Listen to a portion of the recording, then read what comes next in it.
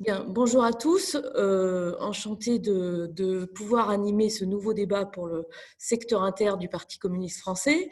Donc, cette semaine, on va aborder le sujet des questions migratoires avec Thomas Lacroix, qui est chercheur au CNRS et membre du laboratoire Migrinter, et Florent Guéguin, qui est élu à Montreuil et directeur général de la Fédération des acteurs de solidarité.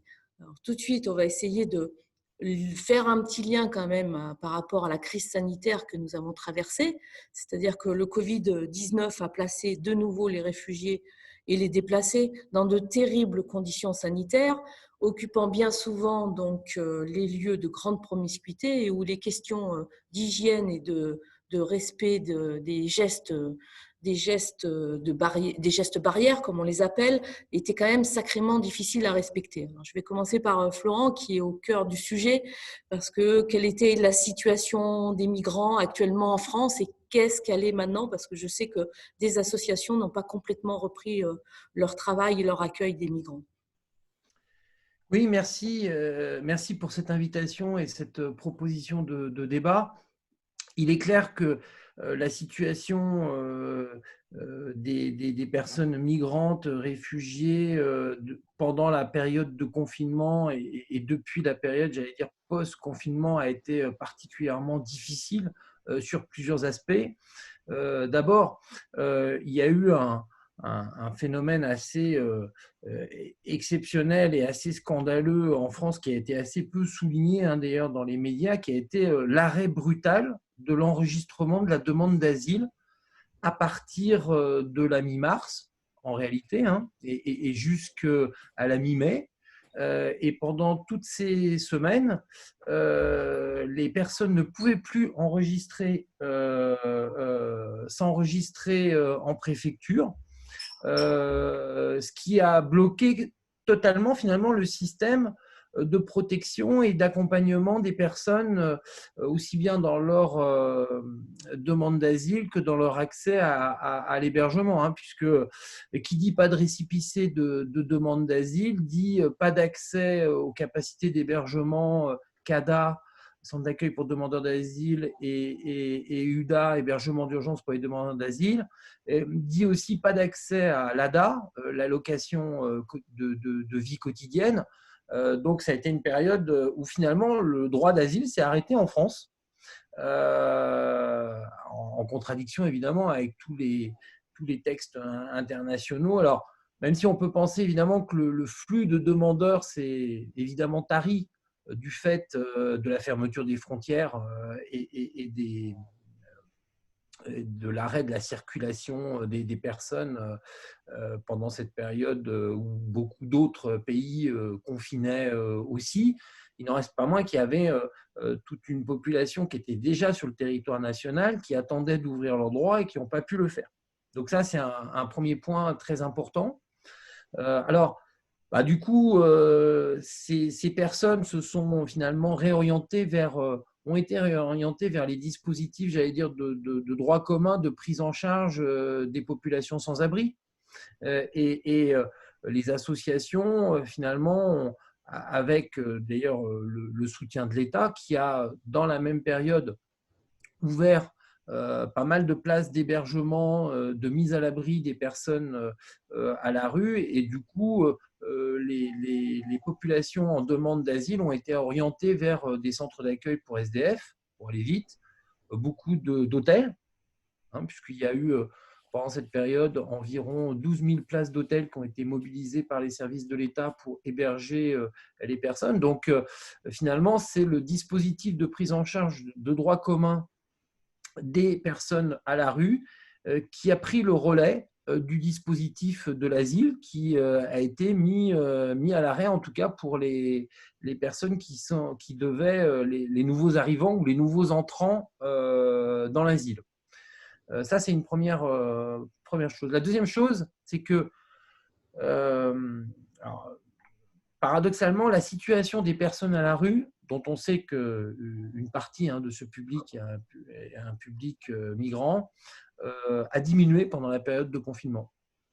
C'est notamment liée à l'ouverture des places que j'ai indiquées, qui a été assez massive, et au fait que les personnes ont été orientées vers ces places. Et donc, de facto, un certain nombre de campements qui préexistaient avant la crise ont pu être réduits.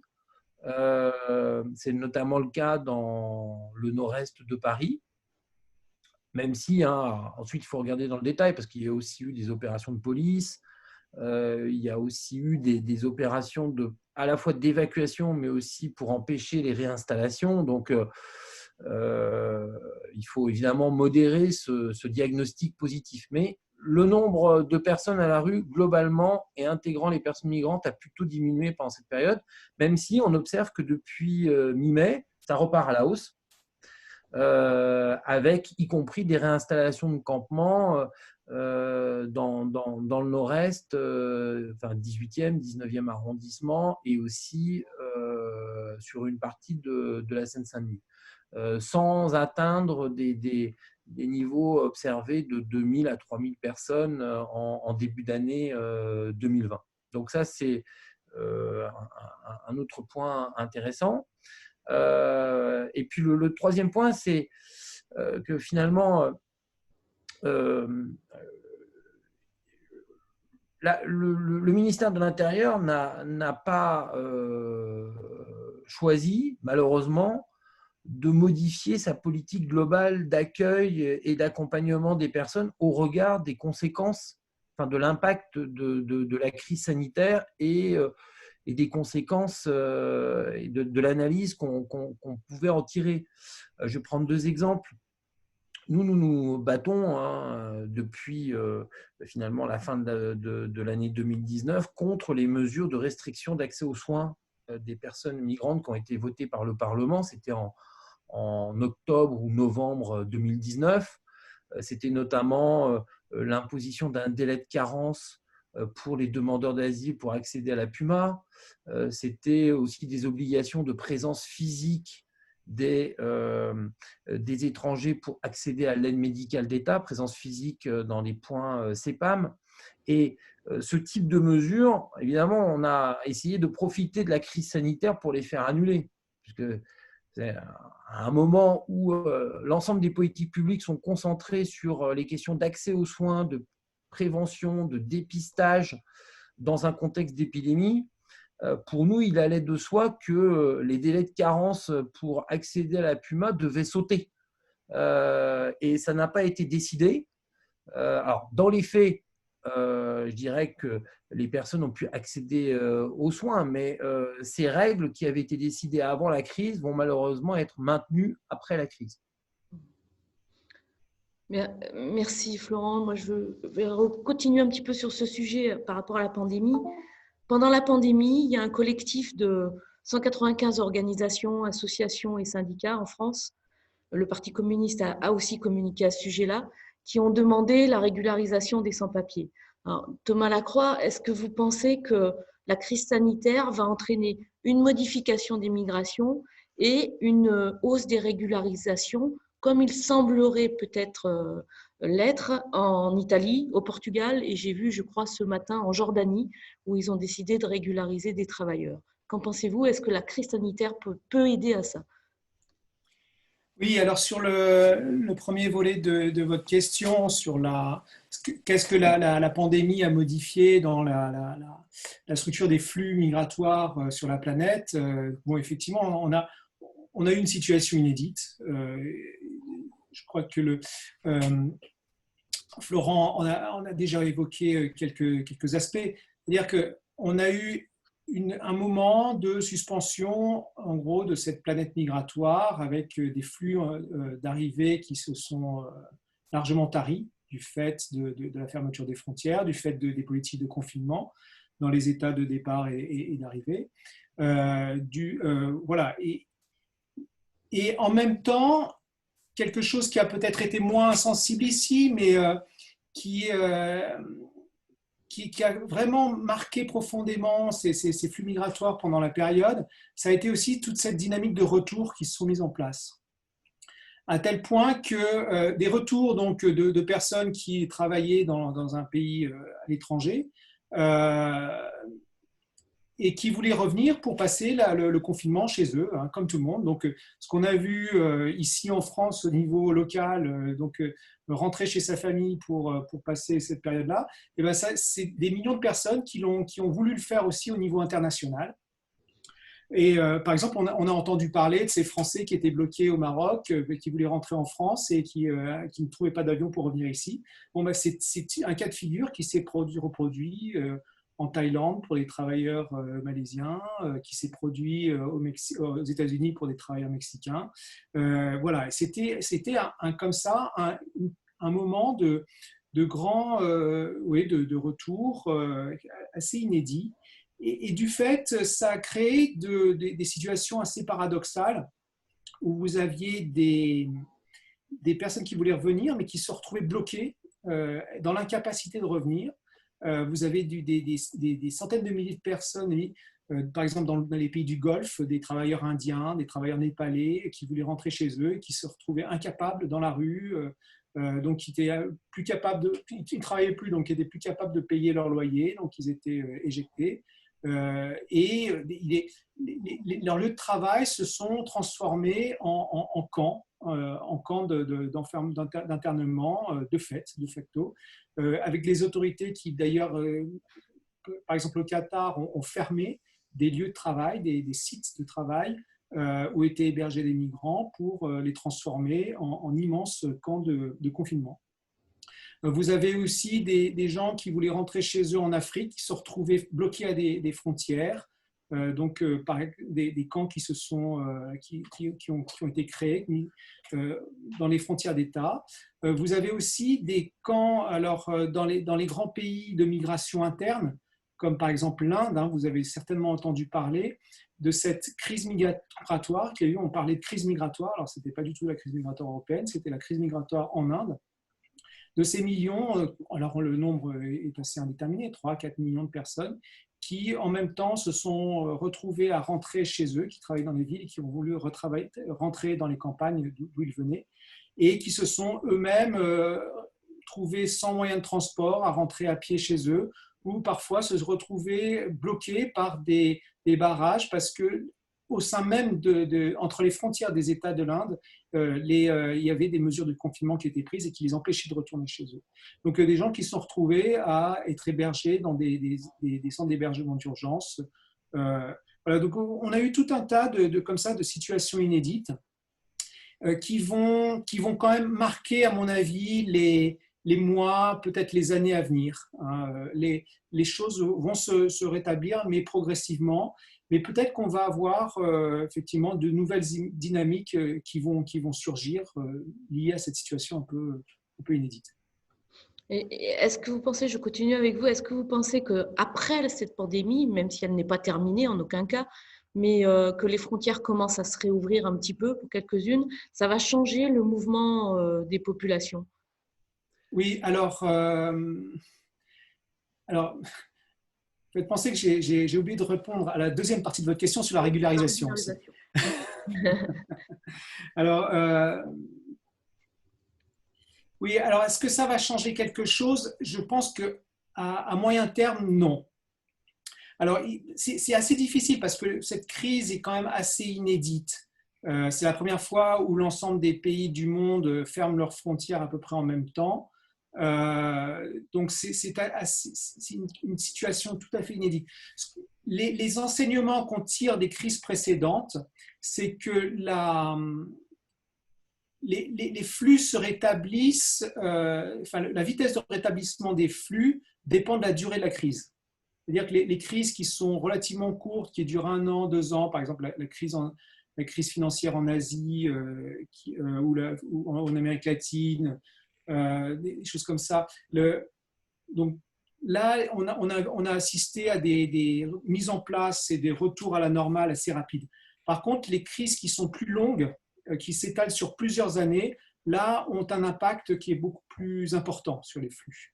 Donc là, c'est assez difficile de se projeter. Alors, est-ce que ça va changer les politiques migratoires? Là, je pense que oui. Alors, vous parliez des régularisations. On a eu cette régularisation au Portugal d'abord, qui a surpris un petit peu tout le monde, parce que notamment parce que ce n'était pas une régularisation qui était liée à des intérêts économiques immédiats comme en Italie. En Italie, c'était vraiment, on a régularisé parce qu'on avait besoin de main-d'œuvre tout de suite dans les champs en Italie. Au Portugal, c'était une question sanitaire. Pour des raisons sanitaires, on a régularisé pour permettre à ces personnes de pouvoir accéder aux mesures de confinement et aux mesures de santé. Excusez-moi. Et alors oui, donc est-ce que ça va se reproduire? Ça m'étonnerait. Effectivement, vous avez mentionné cet appel à la régularisation auquel le Parti communiste a participé. Il y en a eu beaucoup d'autres, mais en France, les autorités ne semblent pas du tout avoir bougé sur cette question-là. Et je ne pense pas que ça devienne une façon un changement à ce niveau-là. Je ne crois pas. Florent, vous faites partie des signataires aussi de cette tribune pour demander la régularisation. Là, la pandémie ralentit un petit peu. On sent bien que l'Europe a envie d'ouvrir ses frontières, entre autres pour la saison touristique. Mais que faut-il faire et où faire pression pour faire en sorte que la vie des réfugiés en Grèce soit meilleure et que ces bateaux de sauvetage, justement en mer, arrêtent d'errer dans la Méditerranée, comme c'est encore le cas hier et aujourd'hui? Alors, peut-être avant de répondre à cette question, je voudrais aussi revenir et compléter ce qui a été dit sur les régularisations. Il est clair que cette crise du Covid, elle a montré beaucoup de choses qui plaident, selon nous, pour une régularisation assez massive des populations sans titre de séjour aujourd'hui. D'abord, elle a montré que pendant cette période où tout le monde était confiné et où une partie du travail s'était arrêtée, il y avait un certain nombre de catégories de personnes qui assuraient des missions essentielles et qui étaient avec des statuts administratifs précaires. Donc, d'une certaine manière, la France qui a tenu le choc et qui a continué à travailler, les étrangers, y compris les étrangers sans titre de séjour, ont participé, j'allais dire, à cet effort national pendant cette période de crise. Donc ça, c'était pour nous un premier argument, d'une certaine manière, de dire que la nation devait être reconnaissante par rapport à cet effort-là et que ça passait par une régularisation de ces situations. On a aussi vu d'un point de vue là, strictement sanitaire, des clusters, donc des phénomènes d'épidémie dans un certain nombre d'établissements.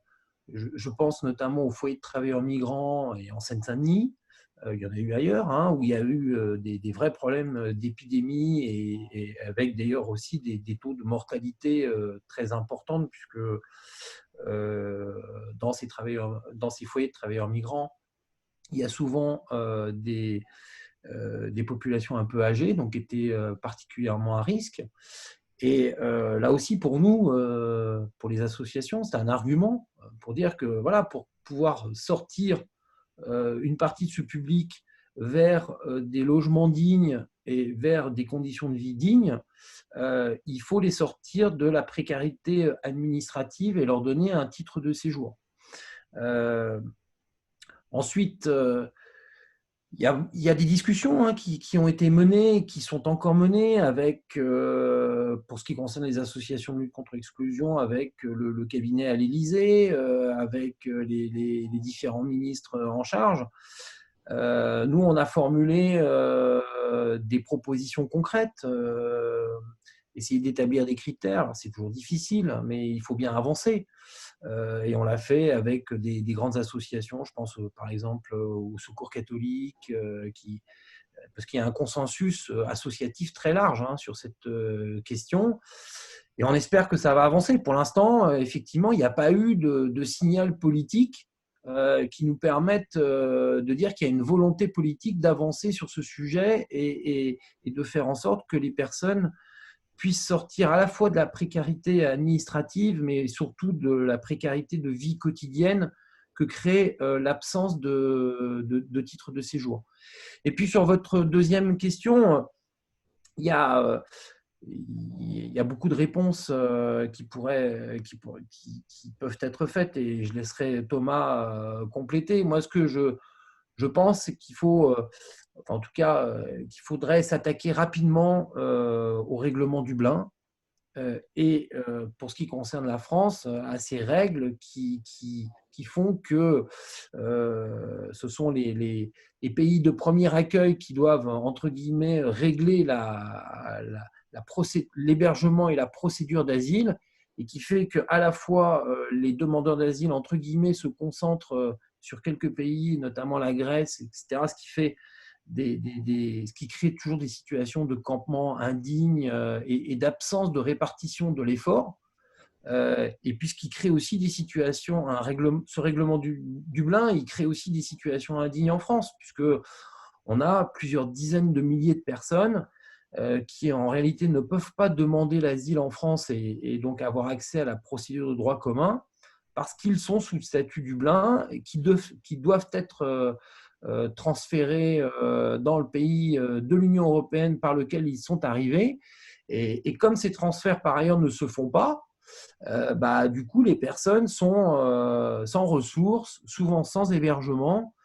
Et donc, c'est vraiment un système qui est à la fois indigne et puis qui est indigne et qui est inefficace. Donc, nous, on plaide clairement pour que, à la fois, les personnes qui sont sous statut Dublin en France puissent accéder à la procédure d'asile de droit commun, sans être menacées d'être renvoyées, et puis que l'Europe se fixe des règles claires de répartition de l'accueil et de l'accompagnement qui ne dépendent pas du pays par lequel les personnes sont arrivées. Bien, très bien, tu as fait le lien Florent, sur la suite, parce que projetons-nous un petit peu sur les perspectives de ce sujet, parce que ce sujet est souvent abordé d'une façon totalement irrationnelle et bien souvent pour des basses manœuvres politiciennes. Et donc, on a du mal à se lancer dans des perspectives. Donc, ça sera peut-être la fin de ce débat et je vous interrogerai tous les deux sur ce sujet-là. Que faire? Comment faire pour arriver à un débat rationnel, posé, pour accueillir dignement ces réfugiés et ces déplacés qui sont de plus en plus nombreux, dus aussi aux conflits mondiaux de plus en plus nombreux. Alors, donnez-nous quelques perspectives. Thomas. Je commence? Oui. Oui. Alors, effectivement, on est un peu à une croisée des chemins en ce moment, parce qu'effectivement, cette pandémie a permis, d'une certaine façon, de faire connaître les migrations au grand public sous un autre jour, sous le jour de leur importance dans l'économie, dans la vie des sociétés d'une façon générale. Et puis, les migrations, les migrants aussi ont été abordés sous l'angle de leur humanité, enfin de leur humanité biologique, je dirais. Voilà, ce sont des gens comme les autres qui sont susceptibles, comme nous, d'être affectés par ce virus, qui ont des besoins sanitaires, etc. etc. Et ça, c'est susceptible de générer une prise de conscience dans une partie de la population qui, jusqu'ici, était relativement indifférente à la migration. Et tout l'enjeu est là. Si vous voulez, vous avez ceux qui sont foncièrement contre les migrants, vous avez l'extrême droite, vous avez ceux qui sont nourris, biberonnés au quotidien par des discours anti-immigrants. Ceux-là, on n'arrivera pas à les toucher. Vous avez ceux qui sont convaincus, au contraire, les militants, les personnes qui sont en contact ou qui vivent avec des migrants.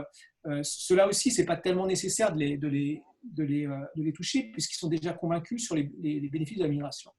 Et toute la question, c'est ceux qui sont au milieu, voilà, ceux qui sont entre les deux, ceux qui sont susceptibles de pouvoir changer d'avis sur la question des migratoires, mais qui, au fond, c'est quelque chose qui est assez éloigné de leur quotidien et qui se nourrissent de ce qu'ils entendent dans les médias ou à la radio ou qui se nourrissent de préjugés. Et vraiment, à mon avis, c'est là que ça se joue, dans la mesure où on se rend compte, à travers les travaux, les recherches qui sont menées, que ceux qui ont des positions plutôt anti-immigration sont des gens qui ne fréquentent pas dans leur quotidien les migrants. c'est des gens qui ne sont pas au contact des migrants, donc qui ont un avis sur la migration qui est fabriqué de façon indirecte, par des informations indirectes qu'ils reçoivent. Donc, et notamment, essentiellement, par les médias, évidemment. Et on se rend compte que le discours médiatique est assez, en Europe, en moyenne, est relativement négatif sur la question migratoire. Il est abordé d'une façon générale sous la forme d'un problème, sous la forme, voilà, quand il y a des faits divers, quand il y a des aspects comme ça négatifs. Par contre, les discours plus positifs sur les questions de solidarité, sur la question de la place des étrangers dans l'économie de nos sociétés, tout ça est moins abordé et c'est peut-être là-dessus qu'il faut travailler. C'est présenter les migrants d'une autre façon et notamment voilà, pointer les responsabilités des médias. C'est à mon avis, c'est l'une des premières choses à faire. L'autre chose, comme je disais, les avis changent au contact des migrants. Les avis changent, on s'en rend compte. Voilà, c'est ce qu'on appelle dans notre jargon scientifique la théorie du contact. C'est là, les gens qui rencontrent les migrants changent d'avis sur eux. Ça, c'est évident. Et donc, il y a quelque chose à faire au niveau local. C'est à l'échelle locale, à l'échelle du vécu des gens, que peuvent générer il faut créer des situations où les opinions et les débats puissent se mettre en place. Et bon, il y a des réflexions qui sont menées. Par exemple, les villes sont de plus en plus des acteurs centraux dans la question de l'accueil, dans les questions de l'image des migrants. Et les villes s'y intéressent parce que il s'agit aussi de leur propre image. Se présenter comme une ville d'accueil des immigrés a longtemps été quelque chose de relativement négatif. Maintenant, il y a des discours qui se développent autour de la question du cosmopolitisme, de la diversité et de la qualité du vivre ensemble. Voilà, il y a des nouvelles approches qui sont testées, et qui marchent plutôt bien. Voilà, donc ça c'est des voies possibles. Mais voilà, c'est un peu c'est un travail de longue haleine. Florent, tu peux compléter?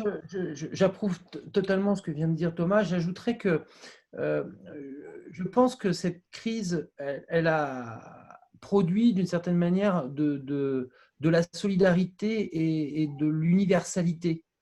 Je veux dire par là que quand une société s'organise pour dépister, soigner et lutter contre une épidémie, d'une certaine manière, les questions migratoires ou les questions sur la nationalité, le statut administratif des personnes, etc., passent en deuxième ou troisième plan. Je vais donner des exemples. Quand l'État a demandé d'héberger les personnes à la rue, il ne nous a pas demandé de sélectionner les gens en fonction de leur nationalité ou de leur statut. Il a dit, vous prenez tout le monde, parce qu'on confine. D'une certaine manière, ce principe que nous on défend beaucoup dans le secteur de l'hébergement, qui est le principe d'inconditionnalité de l'accueil, il s'est appliqué de fait parce qu'on était aussi en situation de gestion de crise et que les choses se sont faites de manière naturelle, sans débat. Je vais prendre un autre exemple. Il y a, à travers cette crise, beaucoup de solidarités locales qui se sont développées. Je pense notamment aux distributions d'aide alimentaire, avec des mobilisations des villes, des associations, des citoyens, beaucoup de citoyens. Ça aussi, c'est une solidarité universelle. Et dans ces distributions alimentaires, pour y avoir participé en Seine-Saint-Denis, il y avait évidemment beaucoup de personnes migrantes qui en bénéficiaient. Et tout ça a permis, un peu ce que disait Thomas, c'est-à-dire de créer du lien entre des citoyens lambda qui n'étaient pas nécessairement des militants de la cause avec des personnes et de montrer que on était bien dans une logique de solidarité universelle et pas de tri des populations en fonction, encore une fois, de leur nationalité, de leur statut. Voilà, donc un troisième exemple, cette crise, elle a permis entre guillemets, de vider les centres de rétention administrative. On en a assez peu parlé, mais de facto, comme les centres de rétention administrative n'étaient pas compatibles en fait, avec le respect des règles de sécurité sanitaire, finalement, il y a la quasi-totalité, pas la totalité, mais la quasi-totalité des personnes qui étaient sous rétention administrative ont pu quitter leur centre, en tout cas pendant la période de confinement. Voilà, on a vidé les CRA, ça n'a pas déstabilisé la société française. Et donc, voilà, donc je pense qu'il faut s'appuyer aussi sur ces expériences un peu concrètes pour convaincre du fait que, encore une fois, l'immigration, ce n'est pas une menace, c'est un enrichissement et qu'on peut gérer ces situations autrement que par des mesures de répression, de coercition et ou de refus de la solidarité. Bien, merci beaucoup pour ces propos.